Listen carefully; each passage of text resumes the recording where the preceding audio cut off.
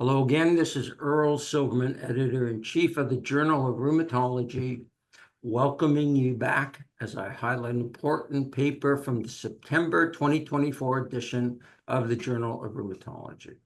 Today, I will be speaking with Kenrick Manswell, and Dr. Michael Putman, who are the first and senior authors, respectively, of our featured article titled "The State of Patient-Reported Outcome Measures in Rheumatology." I want to thank you both for taking the time to speak to me and our listeners on behalf of all the authors of your paper and discuss the interesting findings of your paper. So with that, we'll start. So please let us know about either concerns, issues of why you actually did the paper. Yeah, I'd love to dive in there. This is Mike Putman. Thanks so much for having us, Dr. Silverman. It's an honor to be on the chat here, and we're grateful to be able to publish the paper in the Journal of Rheumatology. So I'll tell you, the main issue here is about patient-reported outcome measures, and I'm not sure if everyone's familiar with what we mean when we say that. So when we run a randomized trial, which is how we decide whether or not medications are helpful for our patients, we collect a whole bunch of things that we call outcome measures. That's the thing that we're assessing to see if the drug worked or not. And a lot of our outcome measures are, frankly, kind of esoteric. My favorite ones to poke fun at are the lupus ones, like the BILAG and the BICLA and the SRI-4. And, if a patient walked into your clinic and they said, "Hey, doc, I'm not feeling so good," and I said, "Oh, well, what is your SRI-4 response right now?" The patient would look at me funny and say, "I don't know what you're talking about. I just feel fatigued and run down." And so a patient-reported outcome measure is something that gets to the patient's experience. And there's a lot of examples of this. One of the most commonly collected is the Health Assessment Questionnaire Disability Index, or the HAQ-DI. And it asks a bunch of questions about how are you doing in life, how are things going. The SF-36 is pretty common, and then just basic things like asking patients to rate their quality of life on a 10-point scale. And so these are patient-reported outcome measures. And even though I think that the fancy outcome measures we design for trials are important, I think it's especially important to ask when you do a new study for a new drug, do your patients report feeling better? And that was sort of the impetus for this paper. I've become very interested in patient-reported outcome measures and how we are using them to understand which therapies work, how well they work, when they work. And I had noticed with some recent randomized controlled trials that the patient-reported outcome measures were not published upfront.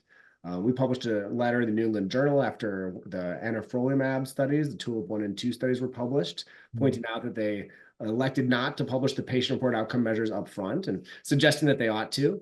And we asked ourselves, is this commonplace that people aren't publishing the patient-reported outcome measures upfront? We don't know. And the impetus for this paper was to try to answer that specific question. Great question. I agree. When you read papers and then you don't see it, and then there's subsequent papers that come out with it, and the question is why. But anyway, go ahead. Yeah, no, absolutely. The question of why, it's always worth delving in. I'll tell you briefly about how, and then I'd love to have Kenrick share a lot about the what we found. So, we do a certain kind of research. We call it meta research, and I want to distinguish that from meta-analysis, because meta-analysis is looking at the literature and trying to put together a composite estimate based on other studies and the effect sizes that they've seen. But we're not doing that. What we try to do is we're researching research, and so we're asking questions about how research is being conducted, and our approaches always have to be sort of creative to get at that. And if you want to know about patient-reported outcome measures, whether or not they're delayed and how often they're published and things of that nature, you first have to start with a denominator. So it'd be, how many trials were there and how many trials intended to publish patient-reported outcome measures. And so for this study, we went to the FDA, and the FDA and the government creates these numbers, a clinical trial number, an NCTID, for all of the registered trials. And the nice thing is that because we've been trying to improve reporting in randomized controlled trials, you can actually go onto these websites and find out which trials were scheduled and what outcome measures these trials were planning to collect. And in many cases, they'll say, you know, we plan to collect the SF-36, we plan to collect the HAC-DI. And so that way we can say how many trials were there who were planning to collect these, how many of them were there, and then we restricted that to trials for rheumatology drugs specifically, and over a narrow time course, last 20 years or so, to try to make sure that we weren't scoping all of history. And once we had that denominator, we looked forward and said, all right, so we have these trials, and did they publish the patient-reported outcome measure up front? And for that, we had to go searching the literature, and Kenrick and some of our brilliant medical students worked on that. And then we said, did they publish the patient-reported outcome measure in that first study? If not, how much later did they publish it? Which kinds of outcome measures were they publishing? And then critically, were those statistically significant? So did they meet P equals 0.05, which is sort of the bar that we use in medicine? But also, and I want to emphasize this, were they clinically important? Because if you have enough patients and a small difference in, say, a fatigue score, it might be statistically significant, but a patient might not experience that. They might say, well, my FACIT fatigue score went from 6.5 to 5.9, and I feel exactly the same. And so the minimally clinically important difference, or MCID, tells us whether or not a patient would experience this as a difference that matters to them. So we also collected that. And so that was kind of our approach, and kind of a big project. And I'll let you kind of ask Kenrick some questions going forward about what we found. Okay. So the big punchline, it's all set up for you, Kenrick. What did you find? Yeah, great question. Just firstly want to echo Dr. Putman. Appreciate you guys having us on here to talk about our research. Dr. Putman set us up very well for the findings of this study, and I'm excited to talk about it. So in looking at the studies and FDA approval and timeline of things, we really found that 1 in 9 of patient-reported outcome measures tend to remain unpublished for more than 4 years after the initial trial reporting. And so let me explain a little bit more. When we say the initial trial reporting, we mean not when the FDA approved the drug, but rather when the first publicly available publication of that trial was present. And so what we don't necessarily have is the specific number of years from the FDA to then when it was published. We strictly looked at when was the first publication post FDA approval, and did they publish the patient-reported outcome data within that paper itself. So yeah, 1 in 9 of those patient-reported outcomes remained unpublished for more than 4 years after that initial trial reporting period. And then what is even more interesting is I was kind of diving into the research and the literature surrounding patient-reported outcomes in rheumatology. I encountered what is a checklist of items put out by the Consort group. And it is a statement of the level of quality in which patient-reported outcomes should be published. So they were saying, okay, if we're publishing them, are we publishing them well? Okay. And so we took those checklist items and we basically went through every single paper that had reported patient-reported outcomes, and we determined to see what will they show for us. So did they meet those items? So there were 5 checklist items specifically for patient-reported outcomes. And so we found that of the included studies that we had, only 1.1% of those met all 5 recommended items, which is pretty small and unfortunate. 10 out of the 90 that we collected met 4 of the items. 17 out of 90, or 18.9%, met 3 items. 21 out of 90, or 23.3%, met 2 items. 26 out of 90, or 28.9%, met 1 item, and 15 out of 90, or 16.7%, met none of the reporting standards. So you can see here there's kind of a wide variety of how many of those checklist items were reported when they reported the patient-reported outcomes. So we've now seen that 1 in 9 patient-reported outcome measures are not necessarily published upfront. And then even when they are published, they're not published in a way that's easily discernible for me or you to tell if it's something that's going to be meaningful to our patients. The final thing that we kind of looked at was what Dr. Putman talked about in relation to our MCID values, minimally clinically important difference values, and whether they were statistically significant or not. And so of that, we found that less than half of the PROs were defined as positive, meaning for us, they met statistically significant value, and they also met the threshold for minimally clinically important difference value. And so that was 94 out of 212 patient-reported outcomes, or 44.3%. And then the remainder of them had mixed results. Mixed results was they were either statistically significant or they were clinically meaningful. And then the last category we had, which was negative results, and that was those which did not have statistical significance and they did not meet minimally clinically important difference values. So really, really important. So kind of those three metrics, looking at were they published initially, and then how well were they published, and then of the rest of them, were they positive, were they negative, were they mixed in their reporting. Yeah, and so that's kind of what we found. So yeah. Very interesting. You mentioned that I think it was 90 papers. I don't know if you have this number or not. When you went through the randomized control trials, how many didn't? Was there a significant number that did not even include the pros? Do you remember? That is an excellent question. Yes, I do have. Approximately. We don't need the exact number. Yeah.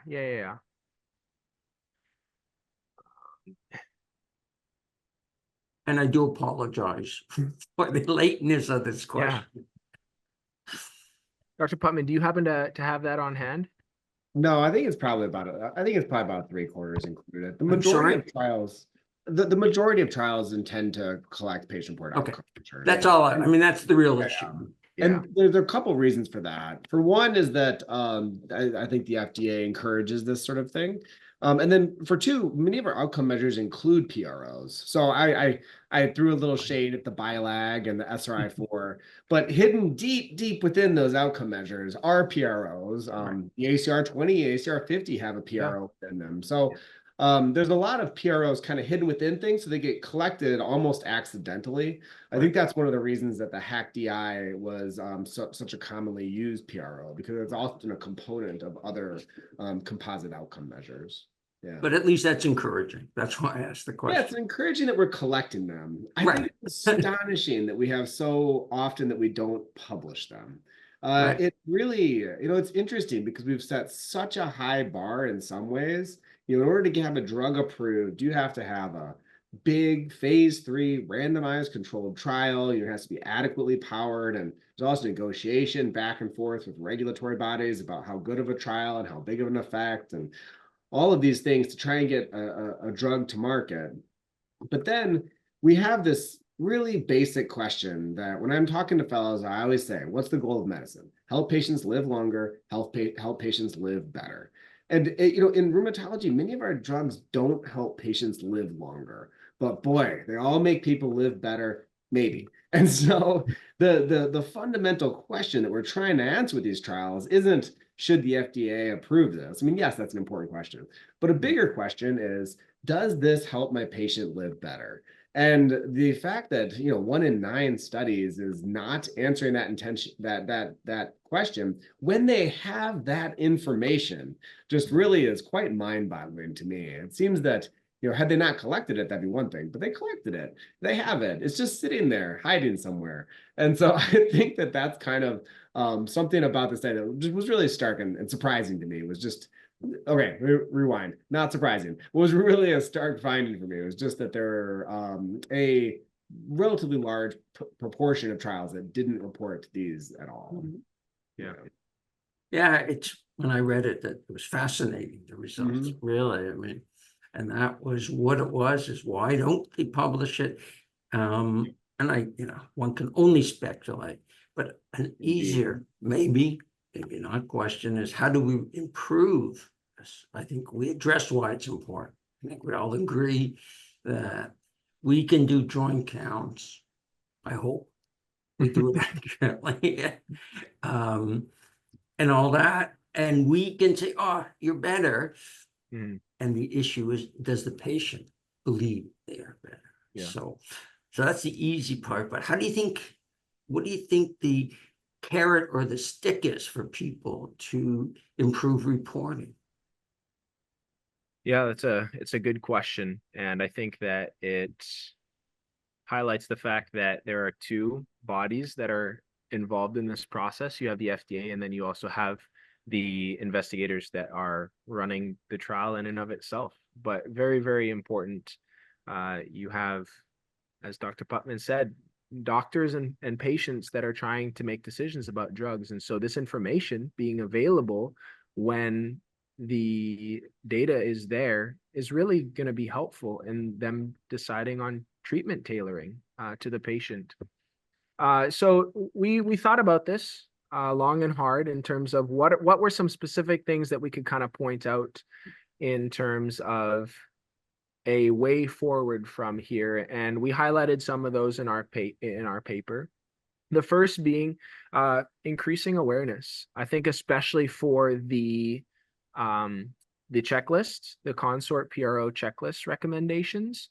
That is a relatively more recent publication, but still incredibly helpful because it enables people to then, when they're reporting, report it in such a way that enables the information to not just be information that is meaningless or unhelpful to the physician and the patient as they decide between these different treatment options, right? So I think opportunities like this to talk about those and get study investigators to really understand, hey, there are actually some things that you could potentially consider as you're reporting these, so that when you're reporting them, they have meaning to the patients and the doctors that are going to be reading these studies. So that's kind of the first thing. The second thing that we really thought about was some of the incentives. Right now it is such that study investigators, they provide their studies to the FDA. The FDA goes through their process of proving it. And we wonder if there is the possibility for maybe the FDA could say to some of these study investigators, hey, if you have all of your data up front by X time, maybe there's some kind of a fast track to the process in terms of what approval looks like. We're not 100% sure in terms of what those incentives would look like, but something along those lines. It would give somebody maybe just that extra push to say, you know what, I'm going to put in a little bit more work because it's going to benefit me in this way, or it's going to benefit us in this way, or it's going to benefit patients and physicians in this way. So those were kind of the two big things that we looked at. Yeah. Dr. Putman, anything? Yeah, I like that. Anything I mean, you want to add? let me just take a step back though and go back to your original framing of carrot and the stick. I mean, the carrot is obvious. These drugs are multi-billion-dollar pharmaceutical investments, so they have plenty of carrot.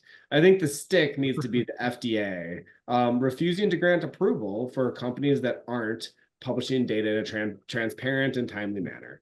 There is a requirement that data should be submitted by sponsors within 1 year of trial completion, which is a reasonable number. I mean, these companies, again, have the means to submit data within 1 year of finishing the study. And I think that there should be a delay of approval until all of the data is transparently reported from clinical trials. So Kenrick is a very nice guy, but I'm going to advocate openly and strongly for the stick of saying, if you want approval, we need to know what the PROs look like within 1 year of trial completion. And I think that's reasonable. Right. Just playing devil's advocate or as an editor for a moment. Please, The please. FDA has the data, except in 1 in 9, right? The data's there. Yeah. That's what you told me, right? The Mhm. question is, so what if it was 0 out of 5 on the consortium? Why would I publish that? It's bad data is bad data. What is the point a publishing ban. I Just playing devil's advocate, I'm not saying we would or we wouldn't. I think the consortium is outstanding way of judging most things now, and I think it will be standard. But just, you do the study, FDA approves it, they saw the data by definition, except in the 11%. But in the other 89%, they saw the data. It's a difficult question. Yeah, I think that it is. However, I think that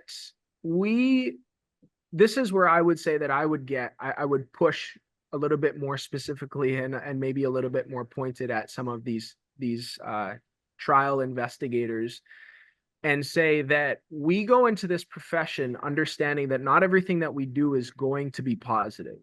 And we also have to understand that the nature of science is such that when we undergo research, we have a responsibility to share our findings, whether they are positive or they are negative. And so, yes, in one sense, why publish it if it's not positive? But if you're not publishing it, it's something that, again, would potentially affect people's decisions on whether to be using a drug in a certain instance or indication or whatnot. And so I really think that it's a matter of, one, transparency. You have a responsibility. If you're collecting data, people should know what the results are. And two, it's affecting people then, that transparency.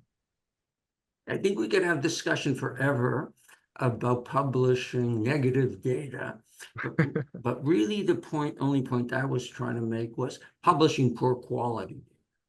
And there is a huge difference between negative data and pure quality, poor quality. True.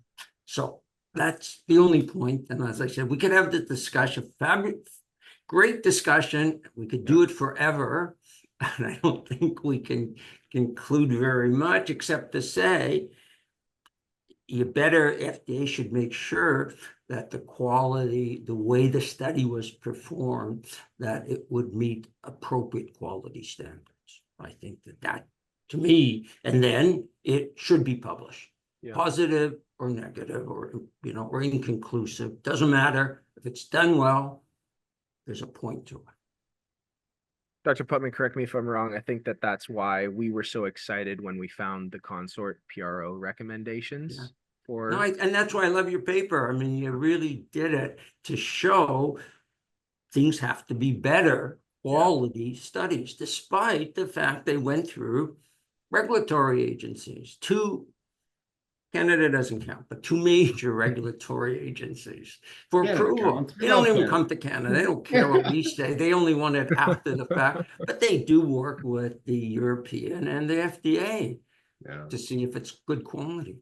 I gotta tip of the hat to Canada for quality. A lot of the best evidence-based medicine groups are up in Canada. So you can't leave Canada out of any of this. A lot of these reporting standards, a lot of the work was done at places up in Canada. So I have a lot of friends up there too. All right. With this Mutual Admiration Society, we'll now move on from we all know all studies have some limitations. So can you just let us know? And we always outline it in our papers because it's the way we now currently do things, which is a great idea. Absolutely. Could you describe for listeners some of the limitations you felt your study had? Again, part of the reporting process is making sure that you're describing all of the limitations that could potentially affect the data that you've described. So for us, there were a few. Again, firstly, we recognized that there are going to be some of the index publications or patient-reported outcomes that we were unable to identify within that period of time. So that might change our data and our results slightly. We don't think that would necessarily be too great. We think that we did a pretty good job of identifying the publications and FDA approvals within that time period. However, I would say that, so we reviewed all the data that we collected in a parallel and a blinded fashion, but I think that because we had an idea of what we were looking for, there's always the possibility for confirmation bias. So this understanding that this is what I think that I'm looking for, and so this is a little bit of what I might find as well, without the ability to say, you know what, this is what I'm looking for, but actually, you know what, this is what I found instead. I think that sometimes it can be challenging there. And then I think most importantly, I think that the fact that we might have overestimated even in our assessment of the quality in which patient-reported outcomes were reported, we decided to hold to a very liberal approach. And so if we were unsure if the way in which they described the patient-reported outcome according to the consort measures was exactly in line with how consort described it, we gave them the benefit of the doubt. We said, you know what, they tried. They did their very best. They wanted to publish this because we want to believe that people are doing these things in order for people to have the best data and information available to them. And so with that in mind, I think our approach potentially might have skewed the results just slightly as a result of that. But those were some of the main limitations that we would have for our study. Thank you. And final question, anything you want to add that maybe we missed? Michael? Yeah, I mean, I think that I'm a big picture guy, and my preference would be for reform of the incentives. I think the FDA itself needs to take a leadership role in making sure that there's proper incentives here. But people listen to this, that's very esoteric and probably beyond what anyone can be involved in. So more practically, I hope that folks who participate in clinical trials, like myself, will push for the sponsors to publish PROs upfront with the initial reporting. It's a small bar. You don't have to publish them in depth, but at least give me the hack, the SF, the big headlines. Yeah.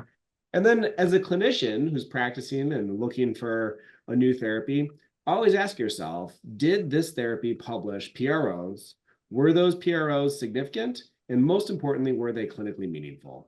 Because if you have a drug that creates a clinically meaningful and significant difference in the patient-reported outcome measures, that's probably a drug that will improve your patient's quality of life. And that's what we're all in this for. So I think my parting recommendation would be for people who are involved to make sure they encourage transparent reporting, and for people who are seeing patients to make sure they're prescribing, when they prescribe drugs, that they look at them in the context of whether or not they improve their patient's quality of life. Yeah. Anything you want to add? Yeah, just real quick, I would say it would be great if more people in other specialties that utilize a lot of pharmaceuticals would also kind of take up this challenge to check out patient-reported outcomes. I think that it would be great if we had an assortment of papers that kind of highlighted what patient-reported outcomes look like within medicine in general, and then really push maybe the FDA, maybe individual groups, to really come up with some more solid guidelines for how to report them when they're reported, etc. I think that medicine could stand to benefit from that kind of research. Right. Well, that's great. And I really want to thank both of you for excellent paper, thought-provoking, and I hope it was a good discussion that our viewers enjoyed. And it really was. I think you did review it well, and let's go to the implications. And to our viewers and listeners, please read the complete paper, The State of Patient-Reported Outcome Measures in Rheumatology. This is available at a journal's website at www.jrheum.org and will be in the September print edition of the journal. And I want to thank you, everyone, for joining us, and hope again listeners will join us next month when I'll speak to the author of an article of particular importance from the October edition of the journal. And I'd love to hear any comments that you have on X at jroom or by email at manuscripts@jroom.com. Thank you.